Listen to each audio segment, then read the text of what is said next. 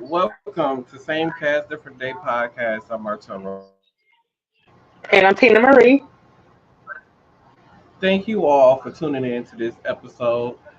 Just a reminder, starting in about 2 to 3 weeks, I will be starting recording content for the subscription part of the podcast, and it is $2.99 a month to subscribe via Spotify if you guys are interested in some explicit content. Um, Also, don't forget to share and subscribe to the podcast. If you're not subscribed already, make sure you hit that subscribe button. And the next episode of the podcast will be our season finale for season 9. I can't believe that season 9 is wrapping up. Just can't believe Wow, that was quick. it. It was even with the breaks we took in the within the season, it still was like, dang, it went by really fast. It did. Oh, Lord. So starting things off, I wasn't quite sure what to start with. So I was like, maybe we could just start with some news. So I guess we can head into the news roundup.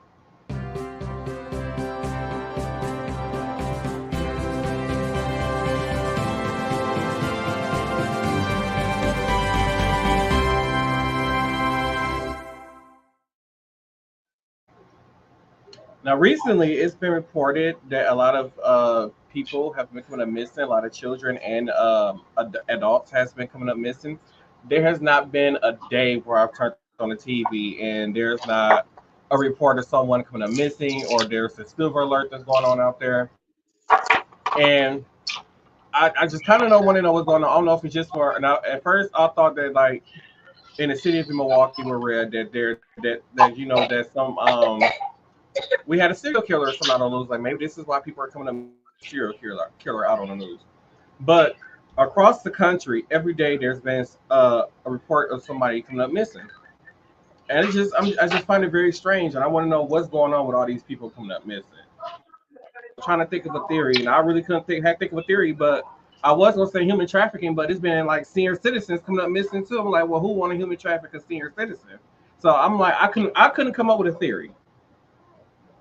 I mean, yeah, I was gonna say it doesn't seem like any of the victims are connected. Mm-mm. Like same sex, age, area where they're being taken from, etc., etc. Um, usually sex traffickers like to prey on people that um are alone for the most part. Like they grab them when they're alone for the most part. Um, Mm-hmm. and yeah, I don't feel like I don't feel like it's been any pattern. It could be that the news just started covering it more also. So we've been exposed to more cases, so it seemed like it's an Mm-hmm. uptick. I'm not really sure. Um, Because I'm like in other states, it'd be like every black kids, it's white kids, it's like preschool age kids, it's teenagers, it's then you got the senior citizens that's coming up missing. Like recently, we just had a I don't know where she was found, but a 14-year-old girl and I believe her 2 day old baby is missing. So it's almost like what is going on out here? mm, And, and like I said, like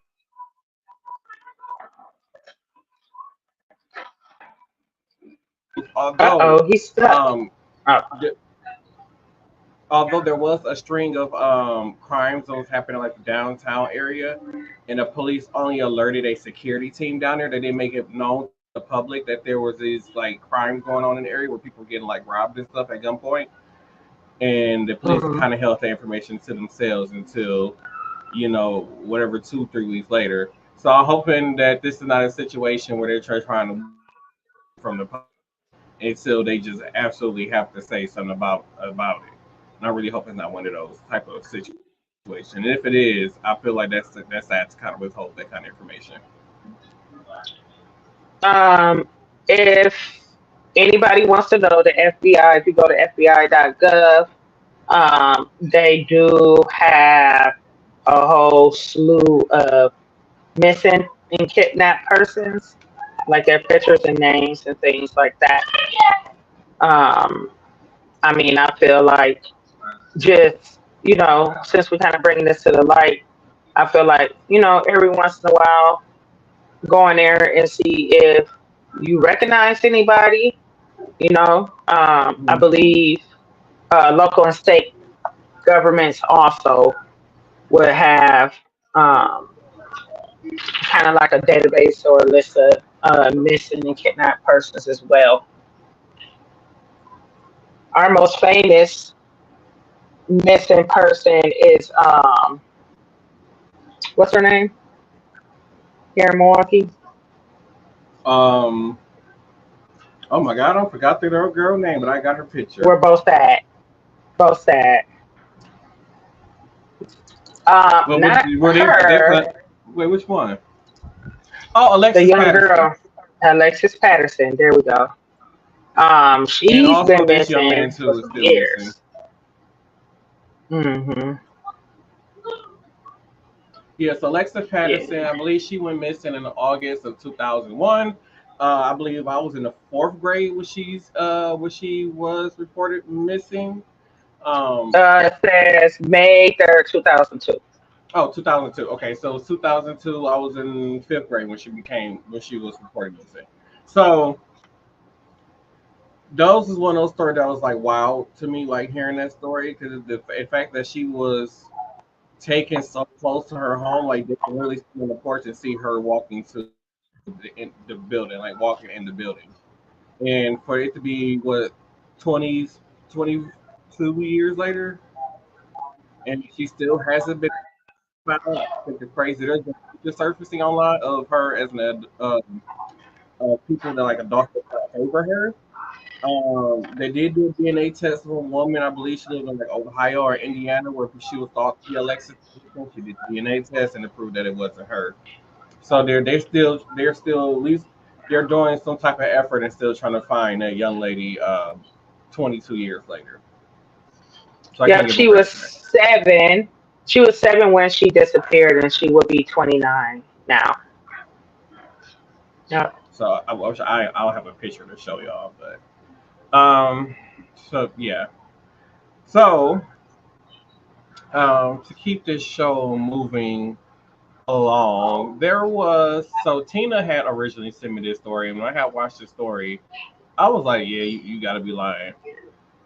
It's about a young woman who was labeled dead, and I'm actually got I got to share my screen to show y'all, but I got the clip to show you guys. So just give me a moment here. Ooh, no, y'all can't see that. That's not being audio on that one. All right, so let me show y'all this clip. Oh, nope, no sound. Oh, I messed up already. Died suddenly and unexpectedly. In fact, in January, at least, of course, this is all on paper. Watkins says that at this point she is frustrated as she continues to search for answers. You can see in that video she's very much alive, and she spoke with teens Beery, who investigates this mistake that caused so much pain and anguish. Because I'm labeled deceased, I'm not who they say I am. Kenshay Watkins died on January 10th. The Whitehaven woman walks, talks, breathes, and eats. But legally, Kenshariel Watkins has not existed for 6 months. Apparently nobody knows how to fix it. It all started when she applied for Social Security benefits. Watkins had been hospitalized for seizures that made it difficult for her to work and drive. Her benefits were denied. In February 2024, she visited the Social Security office on Austin P to appeal her claim in person. She was like, well, Miss Watkins, we listed you as deceased January 10th, 2024. I said, I'm sorry, excuse me, you listed me as what? And she was like, deceased. I said, from what? From who? Who told you that? Watkins learned someone at the Social Security office on 3rd Street mistakenly marked her as dead. It's one of the most frustrating, most disheartening, most complicated, but so uncomplicated because a simple error has caused so much chaos. Newly married to the love of her life, she might as well have vanished in thin air. Not literally, but tangibly, you've lost your wife and you're a widow. Letter after letter piled up on their kitchen counter addressed Ken Shea Watkins' estate. They were informed that I passed away. Her debt collectors saw it. Her bank canceled her cards. Her tax return would not process. Per their records, I don't even have a tax return on file because the social it's attached to is labeled as deceased. She can't drive. She can't vote. She can't work. Nobody can pay me. They can't deduct taxes. And it's illegal to pay me under the table or we're both going to jail. Living with her diagnosis of epilepsy, Watkins can't even find health insurance. They can't find my social, so they can't add me. I'm living with a ghost. Literally, paranormal activity. The couple is haunted by the financial, emotional, and mental toll this has taken on their family. Watkins struggled to find a Social Security employee who could help her. So you can kill me, but you can't bring me back to life? After 35 years on this earth, Memphian Ken Shea Watkins died suddenly and unexpectedly, in fact, in January. At least, of course, this is all on paper. Watkins says that at this point she is frustrated.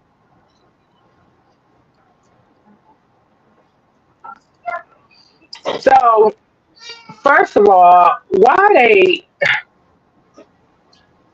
I can't take anybody seriously because why they had a woman disappear on when they was doing a news report come out from she vanished. When they said she just vanished into And yes. Why would you do that? Serious? That's terrible. Like, why would you do something like that? It was a dramatic effect. That's terrible. But and like this is crazy, right? So my thing is, they saying that somebody at Social Security Administration accidentally marked her deceased. And my thing is, like, how would that even come across somebody's desk? You get what I'm saying? Like, I heard that she had been hospitalized because she suffered from epilepsy, right? And I'm like, well, maybe somebody at the hospital mistakenly reported her dead or something. Because how did that even start? Like, there's no reason for anybody in the Social Security Administration office to mark you deceased unless somebody notifies you. You know what I'm saying? You just randomly pulled up her file and marked her deceased. You know what I'm saying? Somebody didn't want to do their job, or it's probably somebody who secretly know her, but if she didn't know the person and I don't like this person, I'll say mark this bitch dead. And I feel like that after 6 months, that should be rectified. Like, they're gonna have to either, I don't know if they can reinstate her Social Security number or if they have to give her a brand new one. I don't know how that works, you know? So this is crazy. Like, she can't even vote. She can't get life insurance. I would be suing. Somebody get sued. Somebody can't get health insurance. I can't do nothing. I'm basically can't get a job. Can't nothing. That's what I'm saying. Somebody will have to pay me for my pain and suffering. I'm sorry. I hope she. And if it wasn't for her wife, you know, there's no telling what could have ended up happening to her and the kids if she wasn't married. So that's what I'm saying, but it's putting a lot of burden on her spouse. You know what I'm saying? So, but that somebody needs to rectify that, and the state should have to pay her out for that pain and suffering, and give her Social Security benefits that she was applying for. Like, this is crazy. You said I was dead. I need to get Social Security benefits today, and then that's my thing. Like, I guess I just don't understand that. You know what I'm saying? Like, how could you possibly do something like that? Like, that's extremely life altering. That's terrible. You just Memphis, walk get around your this earth together. You can't be a part of society. Yeah, And you can't then do anything without social. and Nothing. then if this woman was to turn to crime, and then I'm like, well, like I was like, well, it's the government fault that she had to turn to crime to take care of her family because y'all won't unmark her as dead. I mean, technically, she can't exist, so they can't prosecute her, right? Make that That make is sense? true. That is true. How you can't arrest somebody that's dead? Exactly. Mm-hmm. Mm, Mm, mm, mm, mm. mm. So to keep this, I forgot to upload the damn picture. So to Way keep to the go. show going, there was a man. His name is Desmond Cleveland and Karen Hill. They were both accused of having sex in a Waukesha County lobby, I believe last year. Desmond was released out of jail, and he basically was released on time served and has been released on these charges. Karen is due in court, and within the next 2 weeks, she's still facing charges for having sex in the lobby. And I get that they were homeless, but like there wasn't nowhere else that y'all can go to express yourselves. So, so Desmond Cleveland was 28 at the time, and Karen Hill was 67, and this is what they were doing. In the lobby of Mm. the walking shop. And if for the people who are not from Wisconsin, I hate when I see videos online. I know I'm a little off topic. I hate when I see videos online and they be like, in Waukesha, Wisconsin, like that's not how it's pronounced. It's Waukesha, y'all. Waukesha. So But sounds yeah, like I'm they like, and I were. feel like her being 57, she should have known better. So sounds like they were trying to go to a boarding house, but they got locked up. They walked into the jail lobby and took a nap. The sexual intercourse was consensual. She tried to cover them both up with Yes. articles of clothing so no one would see them. Uh, the complaint says the pair has been dating for 5 years. Um, Desmond Cleveland is a black man and Karen Hill is a white woman, Mm-hmm. or appears to be. Um, let's see here. This is crazy. I I would don't just see feel like y'all anything. couldn't go outside to like go by like go in a public bathroom. Y'all could have went in the bathroom of the Or lobby and did or that. you just didn't have to have sex. Like Well, you come that into too. a I mean, jail if y'all lobby. wanted to do, You come into a jail lobby and have sex. No. I was well, there's trying to see lots if of anybody was cameras. under the influence. I'm trying to see if anybody was under the influence. Like you right and they finna take you to jail. You finna get arrested and go right to jail right there. Like like what was y'all doing? Uh, I don't see anything Fed. suggesting like a mental health illness or anybody being under the influence or No, anything. they were just horny So and out of their mind. That's listen, all. 60, okay, 28 year old, I get, but a 60, come on, man, you're 67 years old, ma'am. Eh, she should know better. I got a piece of corn stuck in my teeth and it's really bothering me. Um, let's head into this next story before we head into hot topics. So, Nike is losing money after cutting partnership with retail brands. So what does this mean? So Nike cut partnership with retail brands like Nike, with stores like Foot Locker. I don't know if they cut ties to Playmaker, but they were going with this direct to what is it called? Like a So direct to source basically, type thing. They was like basically they yeah, want you to purchase their shoes directly through them, and then they ship you your shoes or whatever how it was going. So correct. uh, so basically, right now Nike is failing, and they said one of the reasons why Nike is failing because they're not staying up to date with trends. They're relying too much on Air Jordan, Air Force Ones, and Dunks, while other companies are doing better at marketing fresher styles to the younger customers, which I believe is true. And I feel like, and one thing I've been noticing, well, besides I hate to say it. I hate to say it like this. Because I feel like the majority of people I see wear Air Jordans are the people who are living paycheck to paycheck. The majority Oh of people I see man. wear Air Jordans.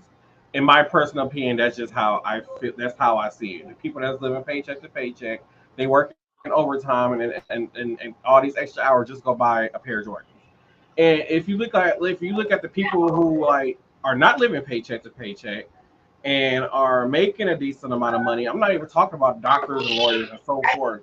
I'm talking about somebody that's between the 40 to $60,000 pay range a year. Those people, not the people who make less than $30,000 a year, but yet you're trying to buy every pair of Jordans that come out every 2 weeks. I'm not talking about those people. People between $40 to $60,000, and if you realize those people, they are buying shoes that cost $20. They're in a club with shoes on their feet that cost $20, $30, $45. Those people don't care about the brand of shoe that's on their feet. And like I said, and that's really the trend right now. And really the trend right now, they don't people are not really caring about the brand. They just really caring about the style of the shoe and how it looks and how many different outfits I can wear with this one shoe. That's what they care about right now. And the thing about it is like with Air Jordans, like you buy a pair of Air Jordans and they come out with a shirt or whatever. They come out with the Air Jordans.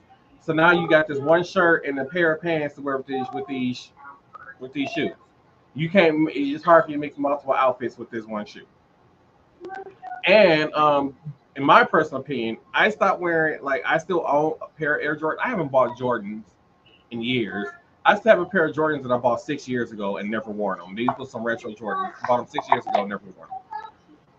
I don't wear Jordans often because for one, they hurt my feet. They are really bad on my feet. They're uncomfortable. They hurt. This is why I don't buy Jordans. I don't understand why people buy Jordans just to wear them to their job.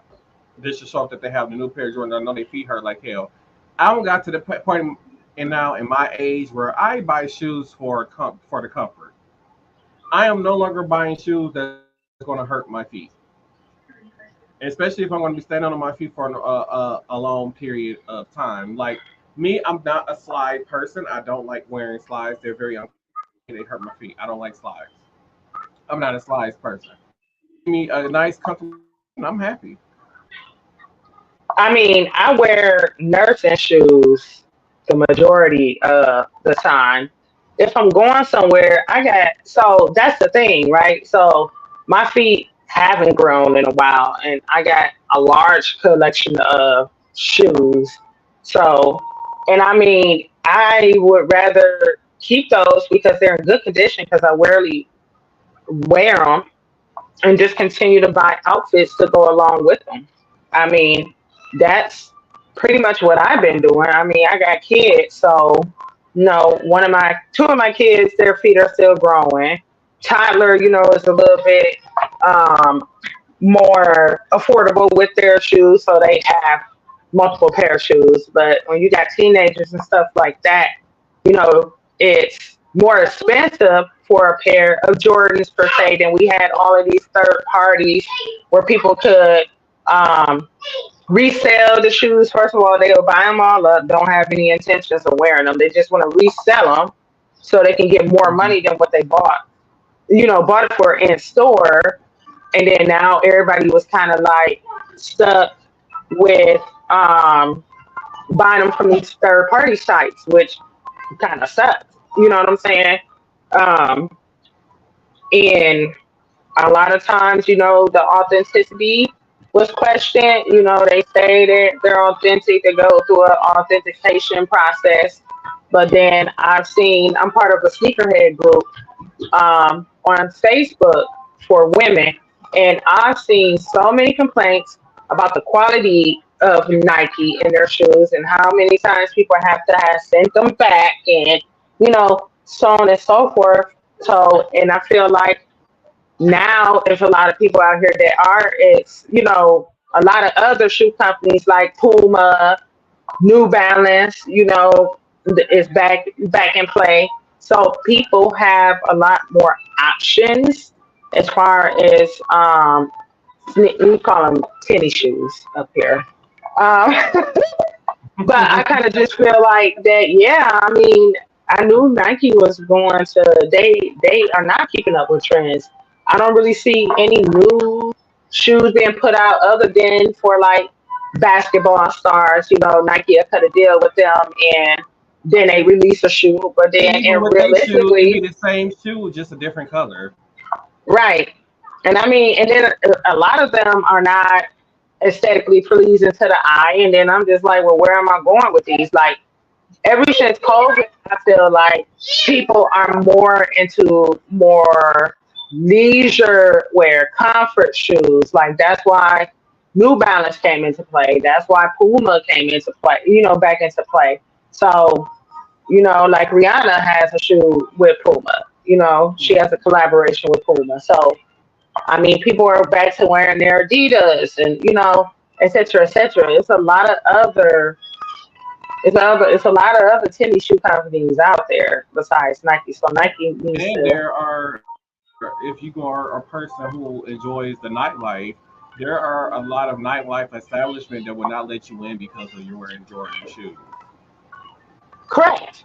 I feel like a lot of the establishments here, especially in like if you're at any downtown for any city, I feel like that's always going to be a really hard, dress code, right? Hmm. When you go to Vegas, they have strict dress codes when you go into their clubs and bars and stuff like that. So yeah, and I mean, as a woman, when I buy my heels, I'm not out here buying no um Christian Louboutins and stuff like that. For one, I heard they hurt. For two, where am I going in a $2,000 pair of shoes? It ain't that serious. Thank you. I'll get mine off of. I done got shoes off of Amazon. I mean, I've had heels for so long. You know what I'm saying?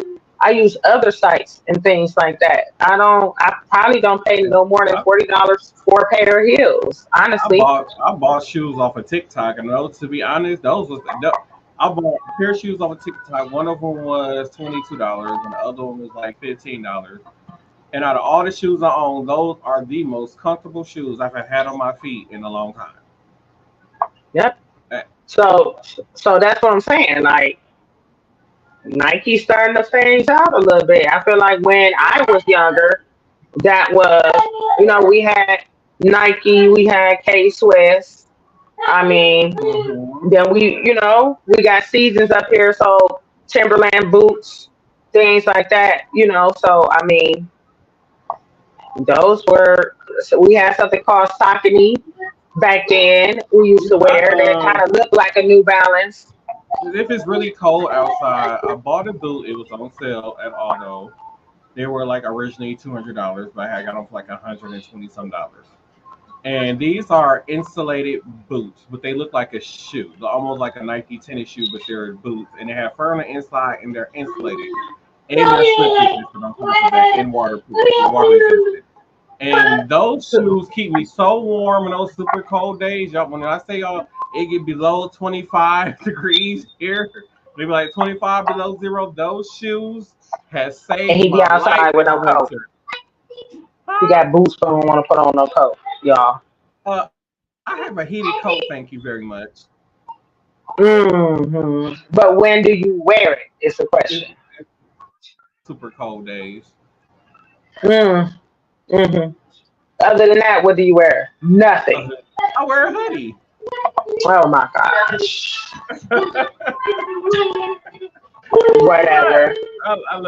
I'm a hoodie person, uh, because I had left some hoodies in the storage room. I had forgot about them, and then my mom though went and dug them out, and then she's like, "Oh, I'm gonna my yard sale. Like, I better get some of this money from you trying to sell my stuff." But, ladies and gentlemen, this has been what was we doing? Oh, news roundup.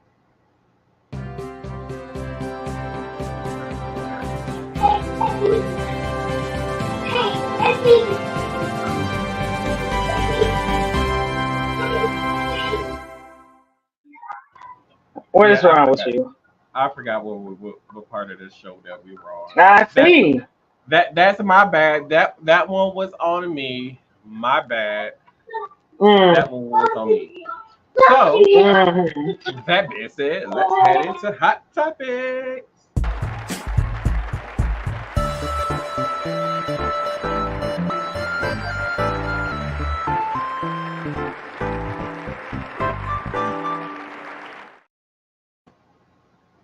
What's going on, everybody? So hot topics. So first of all, I forgot, to kick off hot topics, I just want to say, World Wrestling Entertainment, y'all did y'all thing last night for the SummerSlam pay per view. It was so many twists and turns I didn't see. And yes, everybody, yes, for everybody who questions, yes, we know that it's not real. We all know it's the entertainment. It was still entertaining. It was a lot of twists and turns I did not see. Amazing show last night. And this was the first pay per view I was able to stay up and watch the whole entire thing without falling asleep. So amazing show. Look at you not being an old man. I'm gonna be sleep early tonight. I'm already ready to go to sleep. I ain't still ain't taking Oh my no nap. goodness. Oh my So goodness, that's terrible. so let's get on the whole update on what's going on with this whole presidential race. It has been so much going on. I'm going to share this first clip and then we're going to discuss it. Hopefully, I got the right clip. Vice President Kamala Harris told WBTV the Dunkin' Donuts gave them permission to park. Vice President Kamala Harris, Vice President.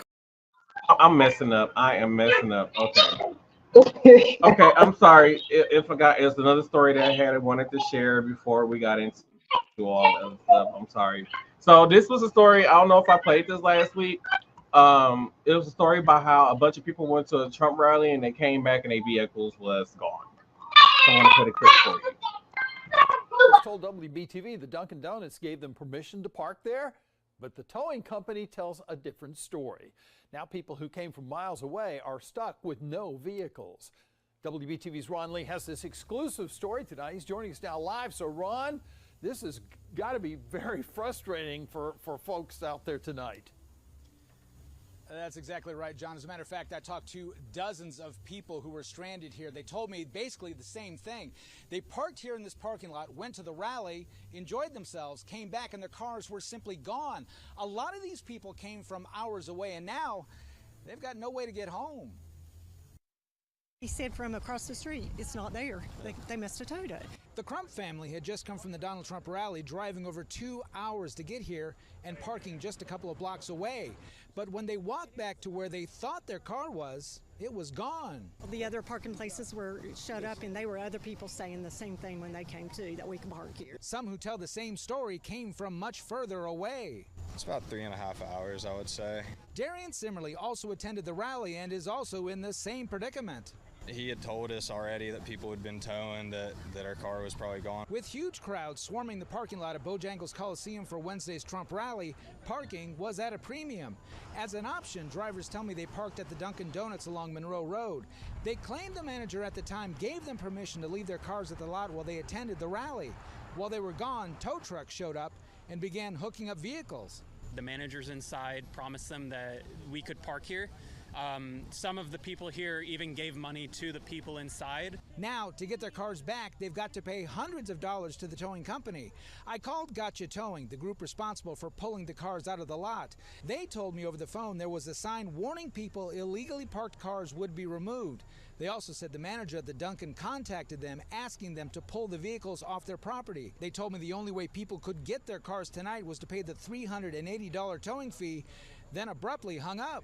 But something very fishy is going on because I've never seen this happen before. Josh Mower says he went to confront the Dunkin' manager and claims they locked the doors on him and refused to come out. And all of our cars are gone, the whole parking lot, everybody's. And then they lock the door, they won't answer the calls, and they won't even answer at the window. Now, a couple of hours ago, Charlotte-Mecklenburg police did show up here on the scene after being called by those stranded drivers, but there simply wasn't a whole lot they could do at this point. What they did do is help shuttle people to the towing yard to retrieve their vehicles. In Charlotte, I'm Ron Lee, WBTV, on your side. Wow, what an ending for these people that traveled all these miles to go to that rally.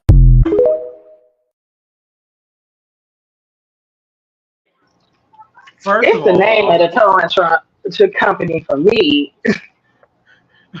It's so much. Wait. Okay. First of all, that manager is a G. Whoever did that.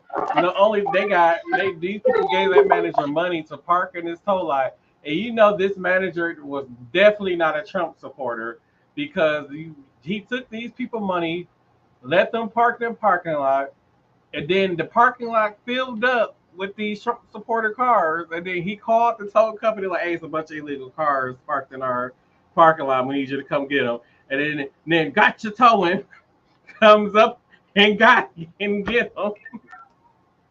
I mean, did they confirm that they were actually speaking to the manager? You feel me? I mean, yeah, you're right. You're right. If they was really speaking to the manager, I don't know. I'm like, this story is fucking hilarious. That is that's unfortunate and And I bet funny. it's like y'all did for them to say, I drove 2 hours to come see Donald Trump at this at the rally, and then now I got paid $380. That towing company banked that day.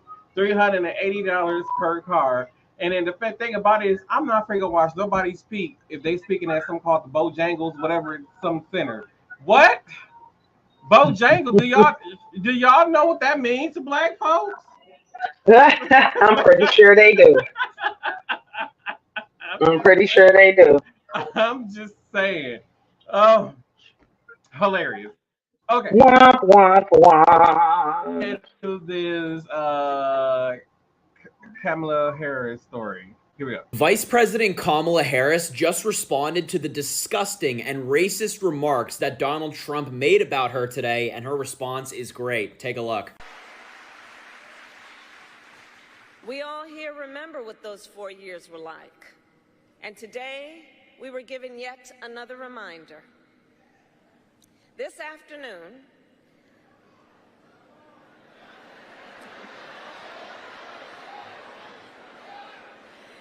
Donald Trump spoke at the annual meeting of the National Association of Black Journalists. And it was the same old show. The divisiveness and the disrespect. And let me just say, the American people deserve better. The American people deserve better. The American people deserve a leader who tells the truth, a leader who does not respond with hostility and anger when confronted with the facts. We deserve a leader who understands that our differences do not divide us. They are an essential source of our strength. So I say to Sigma Gamma Rho Sorority Incorporated, ours is a fight for the future.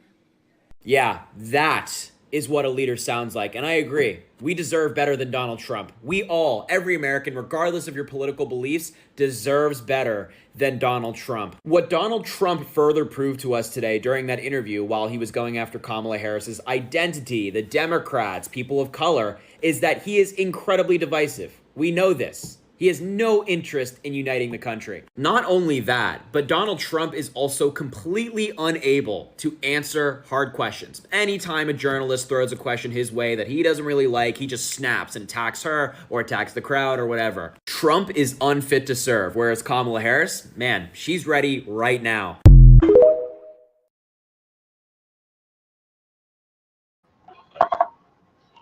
Woo, child. So I didn't watch it. I'll wait for you to say, all right, Rosy Cheeks. That's what I was waiting on. But, I know. Hey, Rosy Cheeks. I didn't watch the panel when they had them up there. Didn't want to. I know that so from what it sounds like, their intentions was to bring him, onto a show or into a environment that professional, black journalists can ask them questions directly without all the hoo-ha extra stuff that's going on, and try to get him, more it looked more of a relaxed type of thing. Everybody was sitting down, kind of like a talk show almost. And I mean, from the clips I saw, he spoke very calmly, you know, but I mean, a lot of people were against the fact that they even allowed him the opportunity to go in there. I'm surprised he agreed to it to a certain extent, but also not 100% shocked that he would do something like that, right? Because he's out here trying to campaign and reach every possible voter, so on and so forth, you know. So I understand it. I don't remember him doing something like that I before. mean, that was the whole thing was set up basically to go in there and to speak to the black community, be like, why should black people vote for you? This is your time to really speak to the black community, African minorities. This was your time to Correct. speak to minorities, and he did not use that time wisely. And to I me, he mean, he dropped the was ball and he him. fucked up. I mean, he was him. I mean, Yeah. he didn't disappoint. He was him as far as that was concerned. But that's what I'm saying. What did we really expect out of him? I mean, True. honestly, I didn't expect much different from what we already see on TV.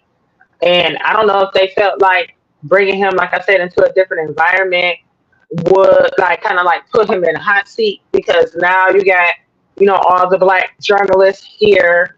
They're gonna quote you word for word, so on and so forth. But I don't know. But it was a lot of outrage, like on social media. I believe the president had stepped down hours before that happened, before the interview. I think The president. the president of the National Association of Black Journalists, she stepped down. So let me see. Oh, Let me pull it up. Um, I didn't hear anything about the journalists stepping out. But the thing is, I wouldn't have been outraged at them letting him have this opportunity because if anything, them inviting him to do that helped Harris out a lot because basically when he went on there and talked to this panel, he showed his racist ass. so it was the convention co-chair. Her name is Karen Atia. She stepped down after the announcement that Trump was going to speak in Chicago at the convention. She did. She stepped down. Yeah, I feel like this him doing that helped hurt him more than ever during this election. Um, so to keep the story going, there was a lot that was happening in this last week or so with the election. So I'm going ahead into another clip for you guys. So here we You go. cannot make this up. Pennsylvania Governor Josh Shapiro, one of Kamala Harris's potential running mates, just delivered a speech that absolutely destroyed Donald Trump. You have got to take a look at this. Have you ever seen this guy? Like when he's on the stage, he like kind of meanders over, can't really walk well, and he goes over to the flag and he like hugs the flag. I mean, I love the flag, but it's a weird thing he does, right? But while he's hugging the flag, you know what he's doing? He's ripping away our freedoms. That's what he's all about, because here's what I know. It's not freedom to tell our children what books they're allowed to read. That's not freedom. It is not freedom to tell people they can go to work, but they can't join a union. That's not freedom.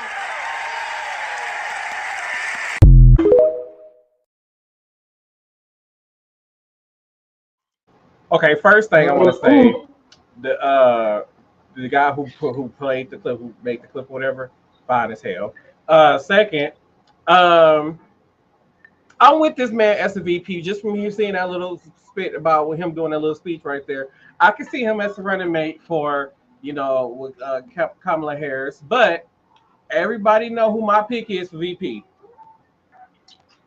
Governor Newsom. Yes, we do. Everybody know that's my pick for her to run for vice president. Yes, we do. We need to throw a But rally for him. there was more that happened. It was more that's happened. So let's keep this story going. Let's This keep is going so here. good. Jon Stewart absolutely destroyed Republican Bill O'Reilly with one simple question after he tried to claim that Joe Biden was responsible for inflation. Take a look. Food prices under Biden up 20%. Gas prices 38%. Yeah. Mortgage rates 160%. Yeah, prices are going up. Drug ODs up 36%. Okay? Car insurance 125% up. Right. These are folks. They have to spend that money. Listen, there's no question that post-pandemic, this country and the world have suffered Trump from had 2 years of post-pandemic. Right, but Trump ran an $8 trillion deficit. He spent $1.7 trillion on tax cuts. He deregulated Inflation industry. was 1.5% when he walked out the door. Right, but look at it in relation to the world. I respectfully say, yes, inflation was too high, and that hurts American consumers. You want this? So what did Biden do to create that, though? I don't know, and that's what I would have asked him.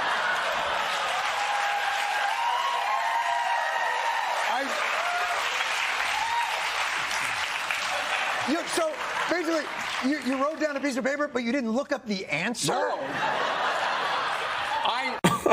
I mean, is that not just a perfect representation of modern political debate with the Republicans? Like, Republicans think that Joe Biden is responsible for every single issue, whether it be inflation, gas prices, or maybe it's cloudy outside on a day when they wish it was sunny. They blame Joe Biden. And then you ask them, well, how is Joe Biden responsible for this? Like, what did he do to cause this?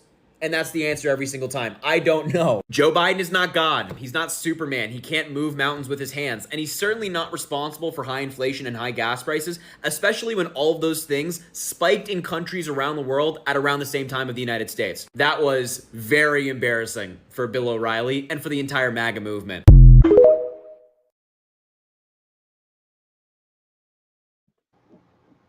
Hey, Rosy Cheeks.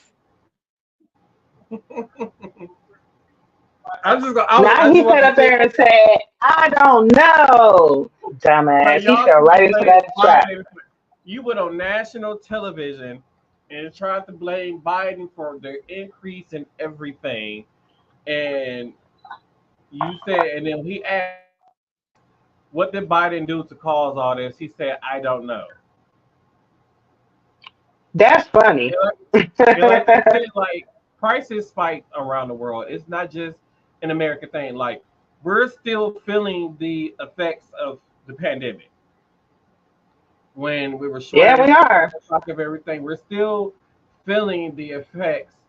Let me say that one more time. We're still feeling the effects of the pandemic that was mishandled by Donald Trump himself.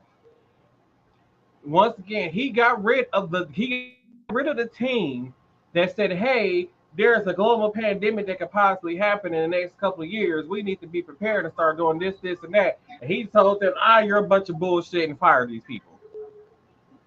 Next thing you know, 3 years later, a pandemic hits.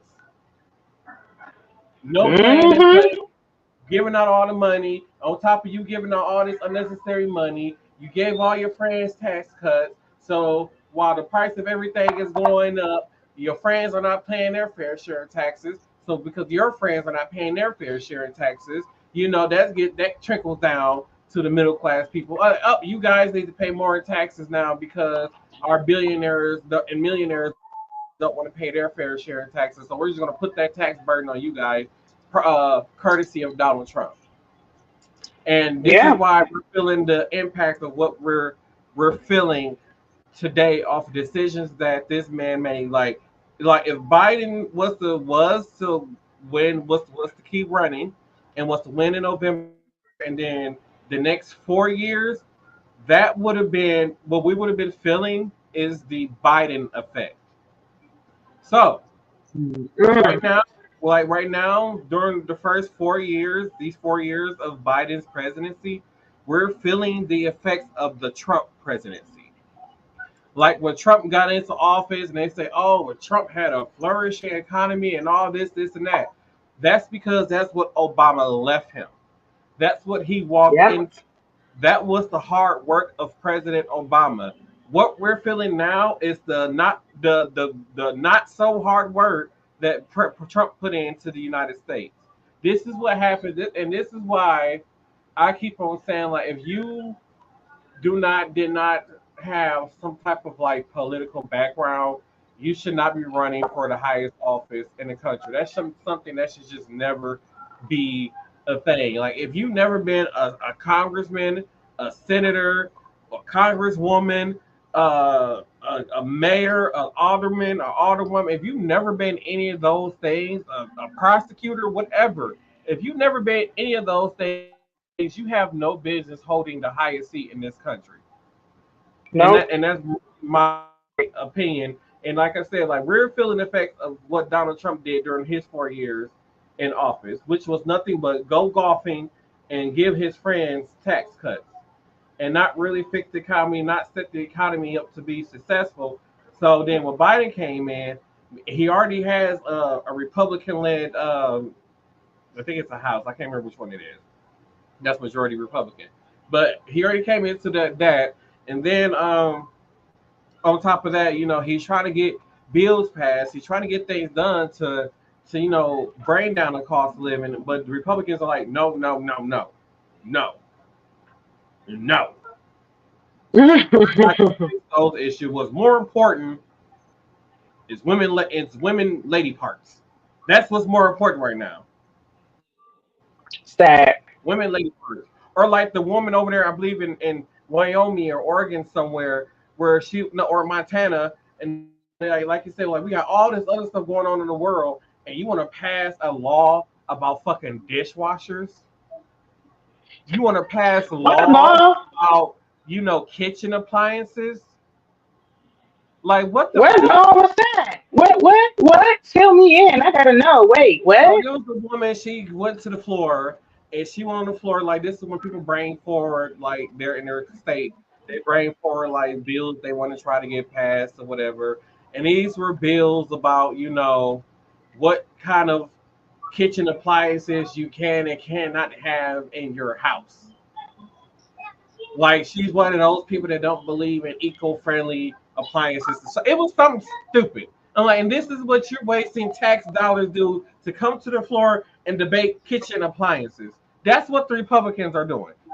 Kitchen appliances. Why are we debating? Why are we what? Exactly.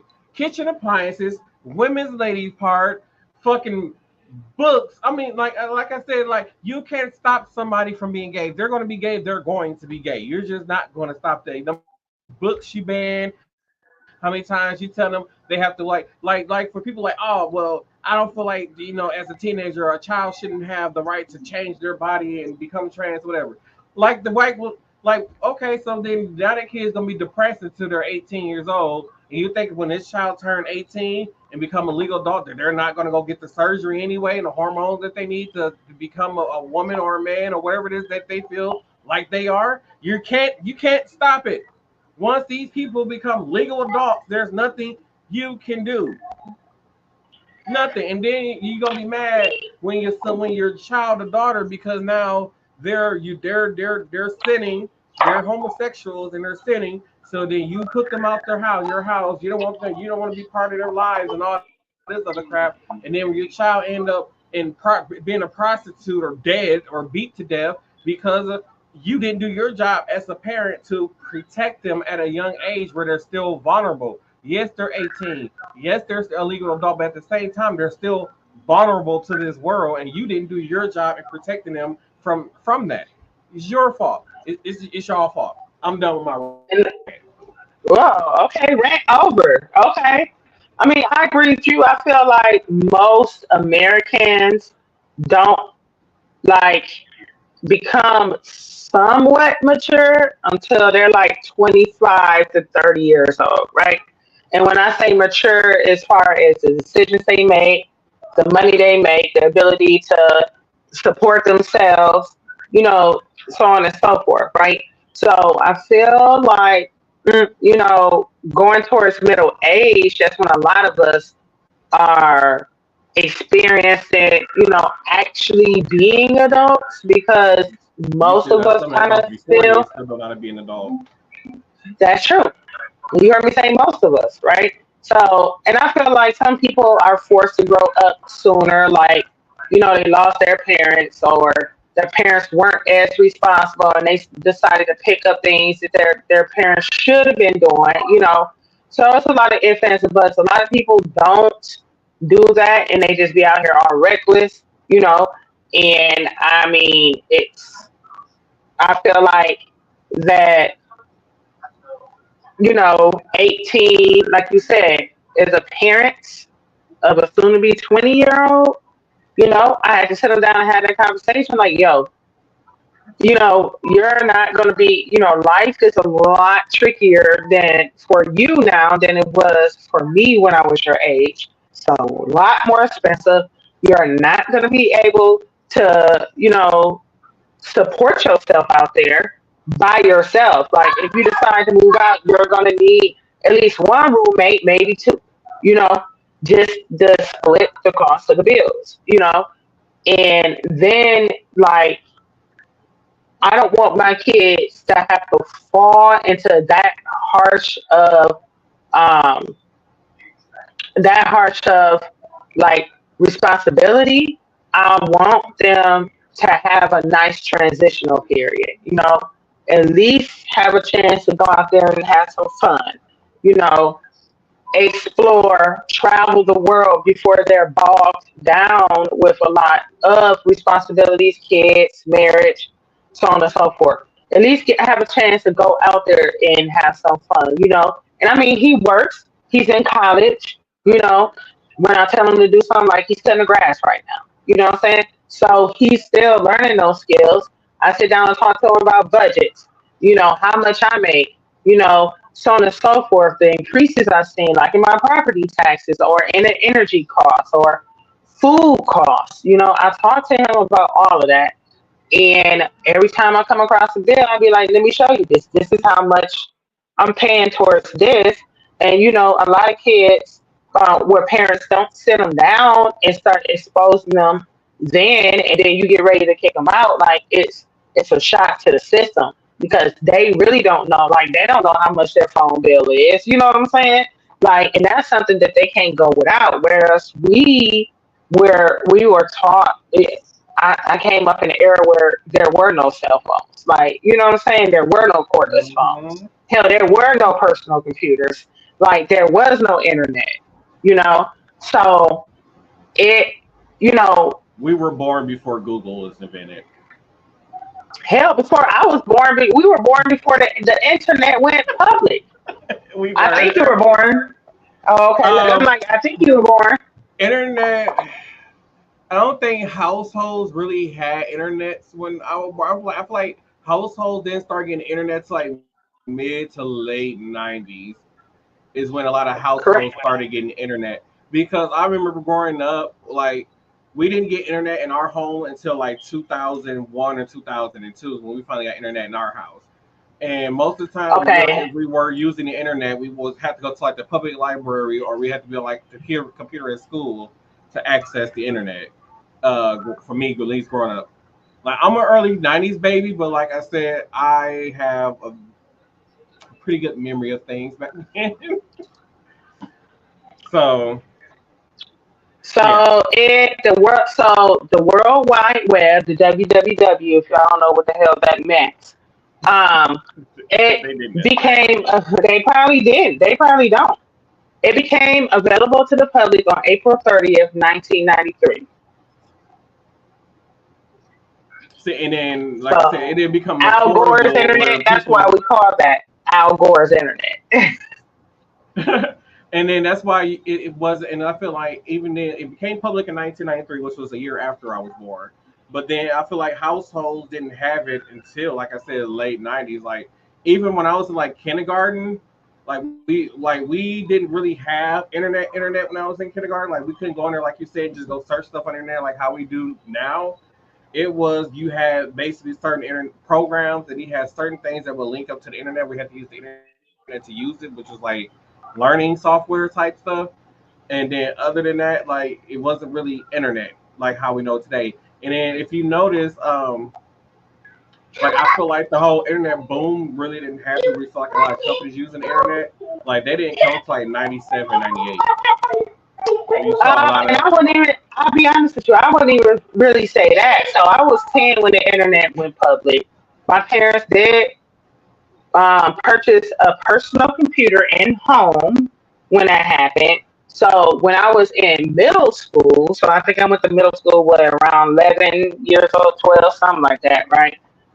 I had access to internet in my home, but it was dial up, right? So you had to right, have a that was home, you had to have a landline. Could Mm-hmm. nobody use the phone while you was on the internet? You couldn't get, you know what I'm saying? You could get calls, but if you answer the phone, it disrupt the internet connection. It was slow. That's back when we had Black Planet and MySpace and AOL Messenger, all of those things, right? This is before I even had a cell phone, y'all, because that was few and far between. People had car phones and house phones, like cordless phones, had just came into play, So and you couldn't even my walk outside of your house my with the family. cordless So phone. this is so embarrassing to say. So the house that I live in now, up until I say the year 2004ish, we had a wooden phone on the wall that had the two bells in the front, and you had to hang the phone on the side, and then in the circle it was buttons for each digit. I grew up with a rotary phone, so why I That said phone why? that phone worked up until 2002. So that's what I'm saying. Like I grew up with a rotary phone. I I remember remember this the rotary clearly in my phone. head. Yeah, and we had, because I wanted to be on the phone with my friends. We had got a very long cord for the phone, so I could take it wherever I wanted to in the house. We had one on the wall in the kitchen, right there. I feel like a lot of people had them in the kitchens, Hmm. and then it That's was where I an was at. additional. Yeah. So, but it was like a pale yellow rotary phone, and them Did, phones was heavy back in the did day. you ever have And the clear phone? I did have a clear phone. I did buy one. Yeah, where you can see on the inside, it was like brightly colored on the inside, all the mechanisms. Yeah, yes, I did. I did. I had one of those. I sure did. Um, but that's what I'm saying. Like these kids, and I tell my kids, like I was alive when internet first went public, and they can't see a life without that. Didn't have a cell phone until I got into high school, and I was one of the few people that had a cell phone in high school, We and went there was outside and no played. internet on it. But there was no internet on there, and then you pay per minute. You know what I'm saying, back then. So cell phone plans were very expensive, and I was with Sprint back then. What else? Gas, $10 filled up my gas tank. Um, Um, so like I um, actually tell people, like I was like I said, we was born before Wi-Fi. I felt like Wi-Fi didn't become a thing until Tina's 20s. I was in high school when Wi-Fi became like a thing, and then actually no, I was getting ready. 'Cause I don't think Wi-Fi didn't come to like what, late 2000s. Let me see. So when I was in school, we had uh, a computer room, right, where you can go get on a Yeah, computer, but the but that computers was were still hooked for. up to the internet with the cords, and when I was in high school.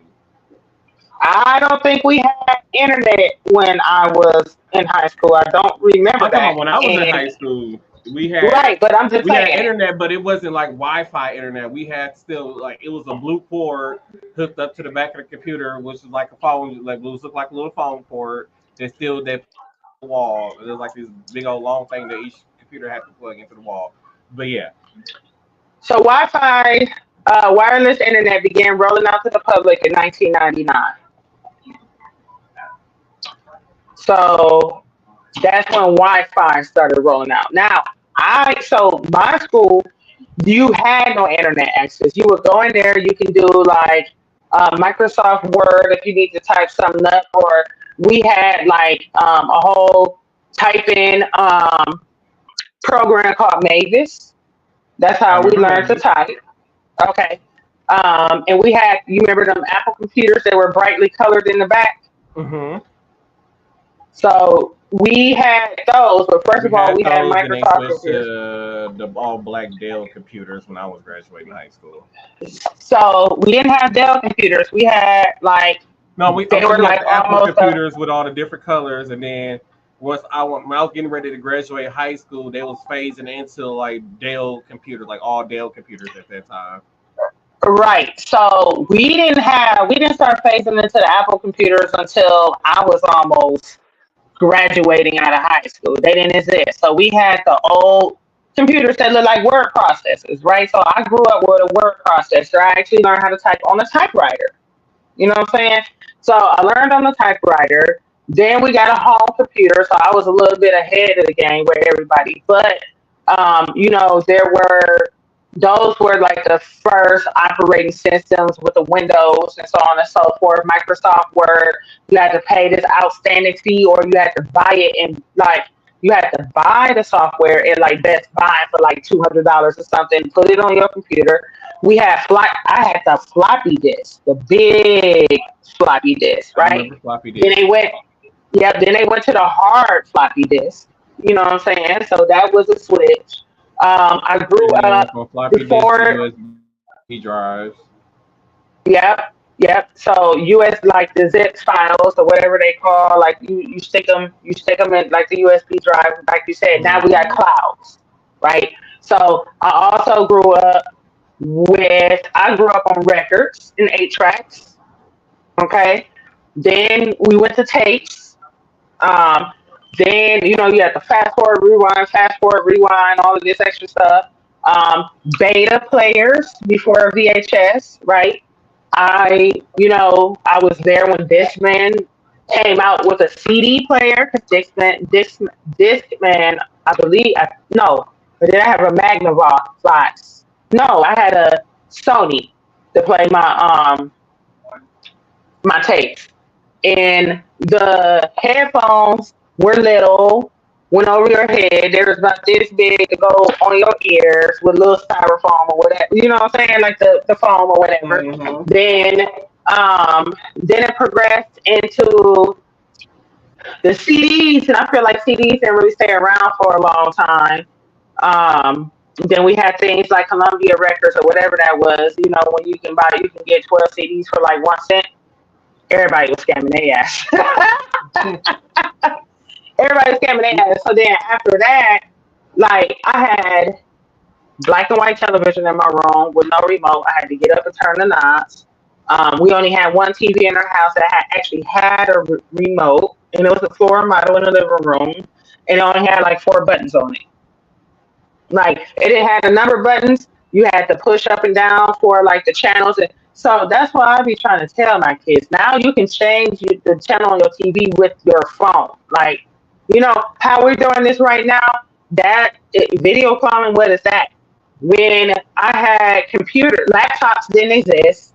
Like then they ended up the laptops started coming out, and then they put webcams on laptop. That was something new for me too. And now in school, I was playing Oregon Trail in school. Like that's what we did in high school. I was still doing Oregon Trail. Hmm. But then now, like my children are given laptops to bring home. Yeah, They pretty much phased out a lot of they books. they were the generation that grew up on technology. Like me and Tina are like our generation is the last generation to experience the world without internet. You remember the Dewey Decimal System? I do remember that. Never did it. Never used it. But I remembered it. I was told that that's when you go to the library, and that's how you find out where your books are. You go look in a card like database. You find what It you're was. looking for, and it's a number on there, and that's how you go and Hmm. find the book according to the number. Yes. So it's a So lot of things. me being me, I was like, I'm not afraid to go through all that to find a book. Hey, librarian, can you tell me where? Terrible, I terrible. refuse. I refuse.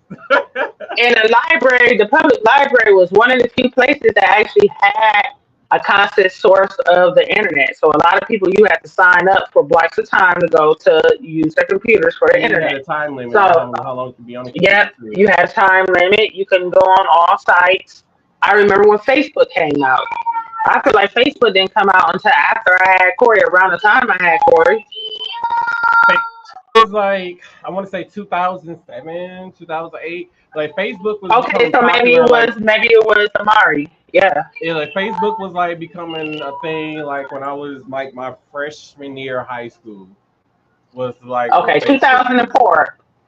So it was founded in February 2004. So I that is it. It launched on my birthday in 2004. So that means Nobody I even turned heard of 21. Facebook really then in That's what I'm 2004. saying. It was years later before Facebook really took off. Like I said, like none of us talked about Facebook in school until like I said, like my freshman year of high school. So in I 2004, can. we were still like on MySpace. Oh, okay. So MySpace was still popular then. So I didn't have. So February 4th, 2004, I turned 21. I was pregnant with my first son. Okay. So that's how long that's been. And February 4th, I feel like 2004. I didn't make a Facebook profile until after I had my second son, which was in 2008. I was Because 12. I first, was 12. okay, well, in 2008, No, 4. I was 12. oh, okay. Well, that's when Corey was born. Sad. I was a mother when he was 12. But that is sad. But when I do remember when Facebook first came out, you couldn't have a Facebook profile unless you had a college email. Mm-hmm. I do remember that. So, but yep, it was called the Facebook. Do you remember that? I don't remember the Facebook. I just remember Facebook as in how we Okay, know. okay. Like I remember being able to send a text message to my phone and update a post onto Facebook. Yes, So I'm that that era did of is Facebook. that. I'm that But era I'll of be honest Facebook, with you. Twitter and stuff. But to be honest with you, shit, Facebook is cool, but I liked how MySpace allowed you to like customize, like you can build your own code and customize your page and all of that extra stuff. So I really wish that we had that with Facebook because I remember because I believe like a lot of these kids now because they are so technology based that they would have a field day with that. You know what I'm saying? Yes, they Mm-hmm. would have to put some regulations on it and so on and so forth. But I mean, back then we were doing MySpace. It was a lot of people. You know, it was something new, and nobody was really using it maliciously. You know, so and we didn't have all these spam bots and people taking over your accounts and stuff like that. But if the internet went down, when my internet is like if they have an outage, my Did they have an outage? kids. Oh, No, I'm saying when my internet has an outage, Lord have mercy, nobody can function. They don't know what to do, so on and so forth.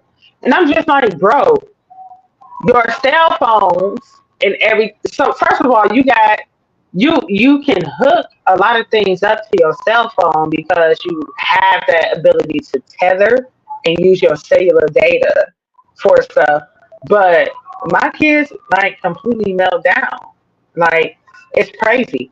And I'm just like, well, shit, I man. can still make a phone call. I don't care. You know what I'm saying? I got cellular I data. I don't care, but it's not fast enough for them. I still. This is the reason why I did not get rid of PTs.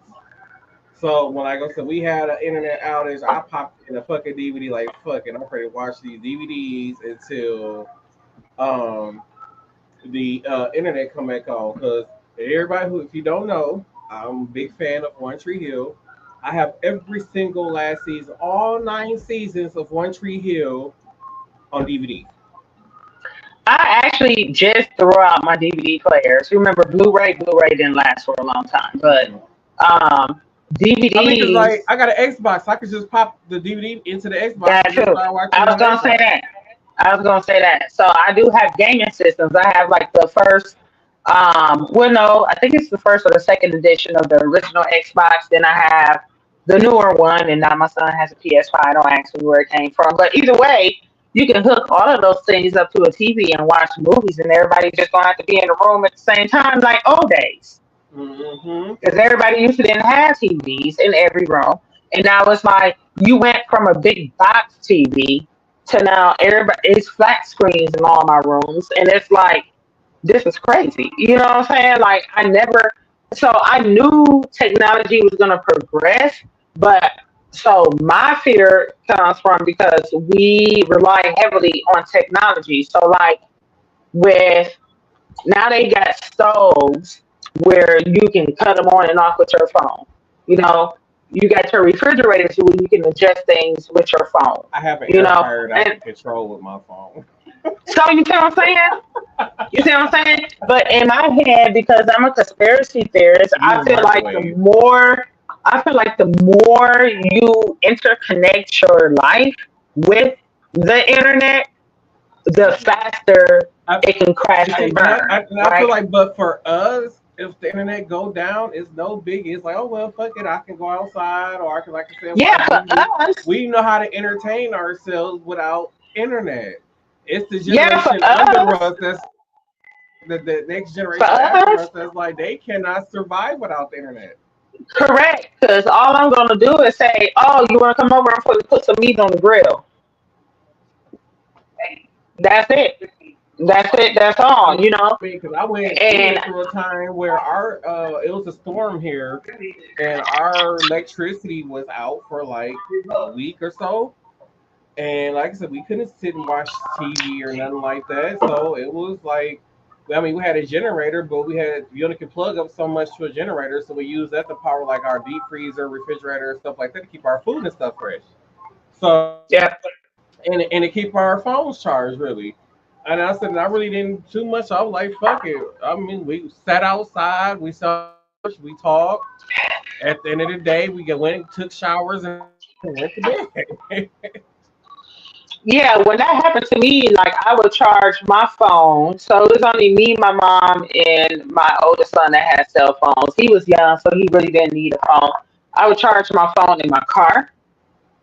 You know Right, what I I'm get saying? that. And then, but then, like, because my children were young, then my oldest two kids were young, they still like to be outside. So, and it was, hot outside. So we had long hours of daylight. So they would just be outside. And then when it came to nighttime, it's like outside, like nighttime in the summer, you could still be outside. You get what I'm saying? Hmm. So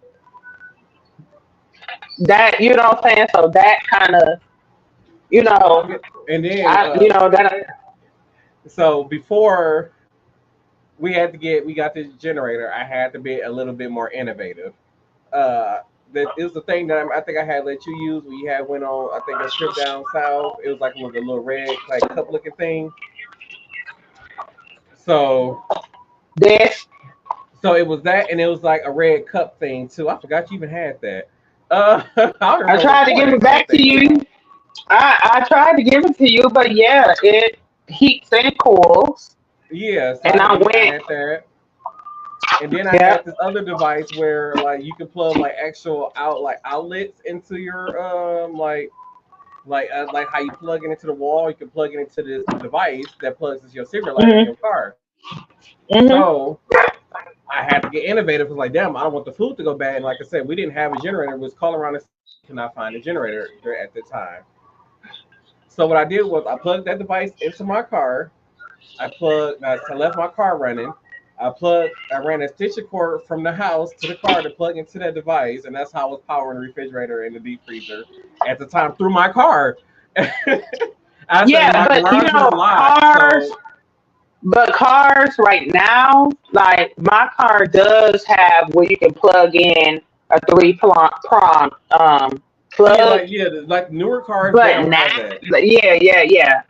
See, I do in the back. Like if I lift my hatch up, I have one right in the back, and I can plug it Yeah, in. see, You know what the I'm newer saying? But cars older don't have cars it. don't have that. Older cars don't have it either. And This is I my feel like older first and only cars made car. between like cars made between like 2010 to 2015 are only cars that have like extra plugs where you can plug stuff like into your car. And after like 2016, that's when they kind of phased away with that doing that whole thing. And That's that's what I'm saying. Like stupid, and that's I feel how like it's handy, you know. and like for those so like those 2 days where I left. So basically, I let my car run. Like I dinner burnt a half a tank of gas in my a day just from trying to power the deep freezer and the refrigerator to keep the food fresh. Because I got Right. a there's a window on my garage where you can open and close it. So I ran the cord through there so that way, and I had the windows open so the garage would not fill up with carbon dioxide or anything like that. So the exhaust was getting out. And like I said, I ran the cord from my car to the house, and that's how I was able to power the refrigerator and the deep freezer for those 2 days. And then if I was going to work, um, that's when we would like just probably just pack a whole bunch of ice in the refrigerator until I get home from work, and then once again I get off work, plug it back into the car, and then power the deep freezer, refrigerator that way, and then charging phones and so forth and so on. But that's what I'm saying. That's so like I feel like if I ask my kids can they survive without internet or electronics, they can. It will be a shift, but I feel like they can only survive because I lived without all of that stuff. Right. Hmm. So, you know, the only thing I don't like is because I have an electric stove. I have the induction heating top. So like if I had a gas stove, if like the electricity went out, you can just turn on the gas and light it and you can Yeah, still that's cook. the issue that we had. That's us. I'm going to invest in like a hot plate because like a Okay. hot plate I can plug into like I can use to plug into the generator, but like with the stove I got the plugs for that you use to plug up your actual electric stove, you can't plug those into generators. Like that kind of plug just doesn't exist for generators or extension Or cords in general. or hear me out. Or hear me out. Like what I would do. So we're from you know what I'm saying, we're based in Wisconsin. I will grill in any type of weather if I have to.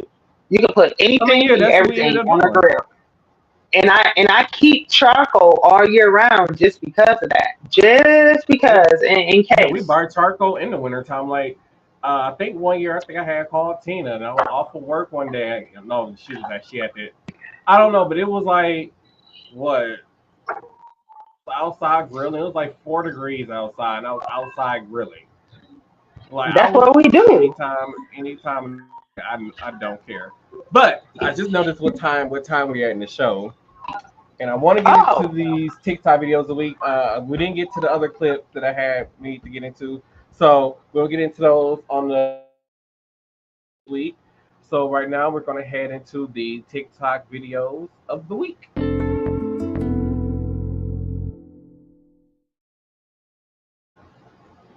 This first video, I have no clue what it is, so we're going to watch it ourselves. So here we go. Have you ever noticed that a lot of Trump campaign rallies are outdoors? If you ask certain people why they think Donald Trump is a viable candidate, they'll say, oh, he's a great businessman. Wrong answer, forehead. I've actually had several conversations with people over the past couple of weeks where they use Donald Trump being a good businessman as a reason why he's a viable candidate for presidency. Remember when Satan almost picked him up a couple weeks ago? That rally was outdoors. And if you do some digging, you'll see that the Trump campaign is not welcome in many cities across America because between him campaigning for the 2016 election and the 2020 election, they weren't paying their bills. The Trump campaign still owes the city of El Paso, Texas, over $500,000 for a 2019 rally. And there's at least 11 other cities that he owes money to as well. He owes Billings, Montana, $45,000. And he owes the city of Green Bay $9,000 and $33,000 for 2 different stops. And we could talk about the failed businesses, the bankruptcies, the civil rights lawsuits. But tell me, would a good businessman do this?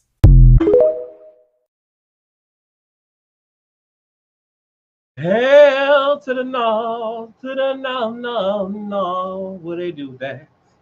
That's what I'm going to say. So this next clip, I saw this clip because I know Tina's company, and I was like, oh hey Torian and Nova, how y'all doing? So Tina, your microphone is muted by the way.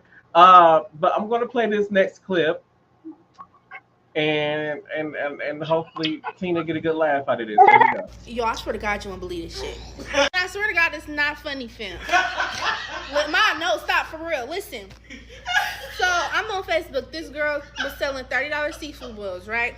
Right. Cool. Trying to support black folk. Trying to support my people. This is what gets brought to my car. I'm not analyzing it.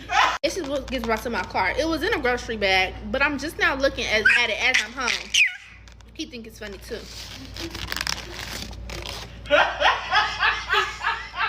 Bro, look at this. It's not funny. It's in a Shein bag. One, that's just one. It's in a Shein bag. Two. Oh my God. The sauce spilled out. Oh my God. Like you're playing. This is literally a joke. Like I'm being pranked. This is a joke. I'm literally suing, fam. She's going on Facebook.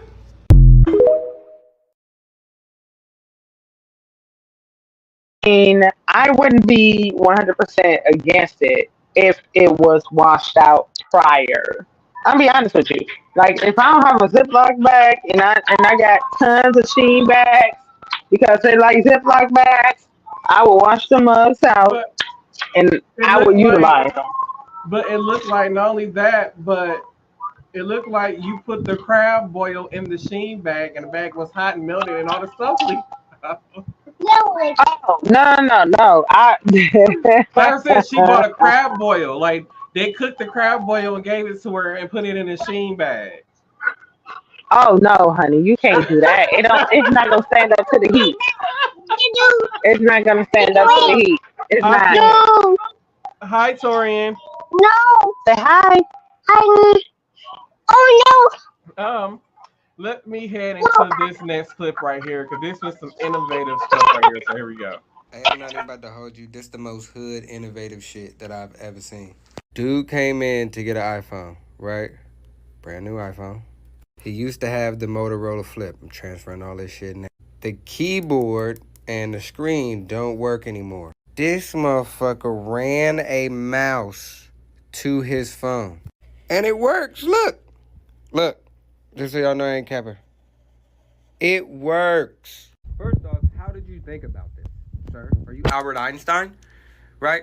Because I'd have never thought about no shit like that. Let me hook up a mouse to my phone and see if it works. Never in a million years. Never in a million years. The most innovative shit I've seen thus far. Somebody needs to speak to this gentleman and give him the Nobel Peace Prize. On the dead hammies.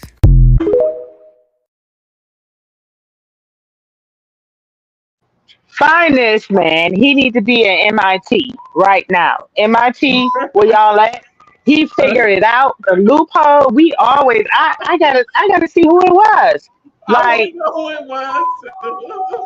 Like you figured out the loophole. Like I'm going to remember that.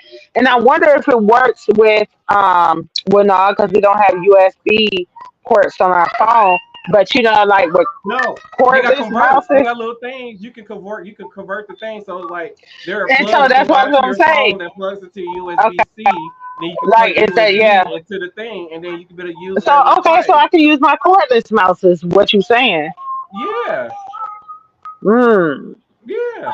Oh, by the way, the Smurf dude who posted that video, he's packing. So next episode. Oh wait, so before you go, Samsung. I meant to say the next clip, but go ahead. Oh, so Samsungs, if you don't know, if you connect them to your computer, you can do everything on your computer that's on your Samsung. Mm-hmm. She is. I don't know if iPhones do that, but we both avid Samsung users, and yeah. I like the fact that I can project my screen onto my anything. TV. To anything. Yeah. I love it. To anything. So let's head into the next clip here. Uncle Baby, what is this? They're my salmon burgers. Put that back. But the date, the date say August the 14th, 2012. It might say 2012, but when I cook it, gonna taste like 2026. Uncle Baby, what it is? So you can't read? Now I know that say chicken breast, don't it? I ain't even see the words. I just saw the date. It say December the 3rd, 2017. I know that because I froze it on December the 3rd, 2017. So when I cook it, gonna taste fresh. It's gonna take us way back to December the 3rd, 2017. Uncle Baby, do you even know what this is? It was sitting all the way in the back of the freezer. Oh, that's them Pillsbury biscuits. I sat them up in there during the recession. Put that back. I'm gonna eat them. Them still some good.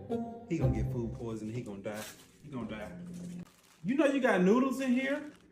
Really? Oh, them must have been way in the back.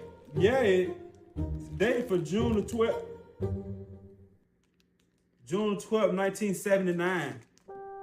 Put that back. I almost threw up. And get out the back of my damn freezer. Matter of fact, get out the kitchen. I don't even think these crunch no more. These probably don't even crunch. You probably can't even boil these. You might have to boil these in the plastic. Worry me to death.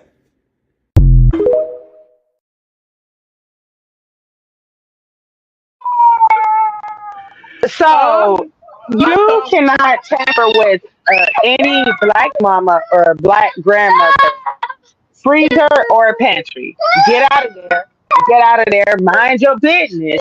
Because when she cooks that food, you ain't gonna know the difference. I promise you. I promise you, you're not gonna know the difference. But also in the same breath, like black people, we gotta do better with knowing what the limitations are with freezing food. Like it is a limitation for every food that we freeze. You is an expiration date on it. It don't matter if it's frozen, y'all. We got to do better. And then the more you pack in your freezer, the less efficient it is. Tina. Ooh, child. My Yes. mom has cooked food in the summer and said, I'm ready to put this in a vacuum sealed bag because in December, this gonna come in handy in December when I don't feel like cooking this kind of. So I will say, I think freeze, like if you put it in the right type of bags, right? So you got to get the Ziploc freezer bags. You can't put them in in grocery bags, regular sandwich bags, no nothing like that. You got to get the fucking freezer bags, y'all. Come on now. And I believe it is 6 months to a year, depending on what it is that you freezing. So like if you got like if you make ham on Christmas, you could potentially save that ham bone and use it in your greens the next Christmas. True.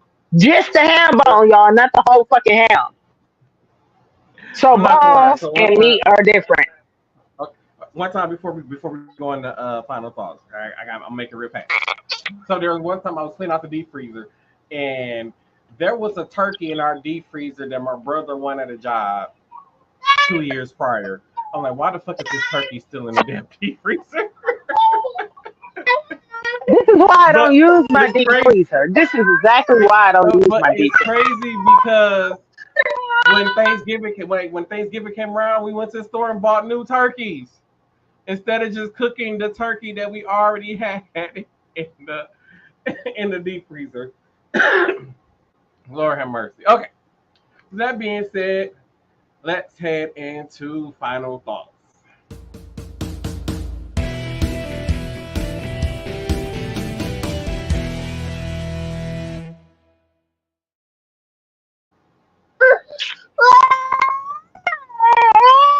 Oh, Torian got the ugly face and crying. Torian, you was hurting people's eardrums right now. Mainly So mine. toddlers are a menace.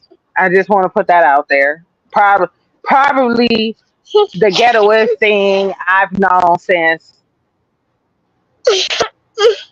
Says teenagers. I feel like toddlers are worse than teenagers, y'all. But so final thought. We're getting very close to the election for president, right? So it's going to be in November, right? So DNC is coming up, and it runs from August 19th to the 22nd, I believe, in Chicago. And I really, really urge everybody to tune into that.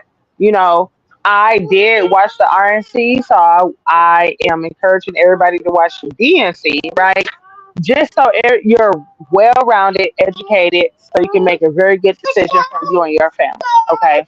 Um, and with that being said, I feel like I saw that Kamala had been it had certified that she's going to be the Republican. I mean, I'm sorry, the Democratic nominee because she got enough votes, right?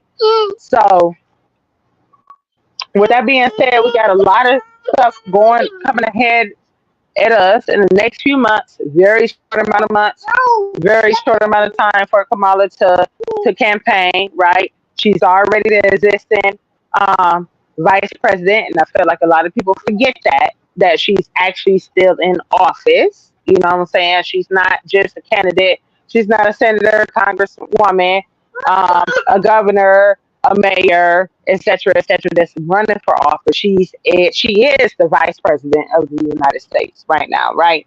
So I feel like that everybody should sit down and pay attention to the DNC, not pass judgment, actually listen to the facts because I heard a lot of people was upset about making this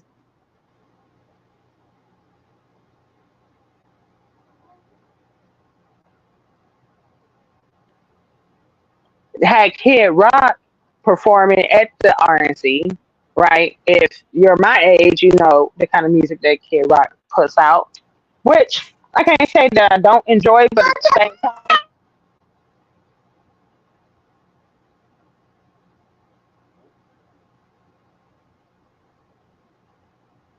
tasteful when another one does it.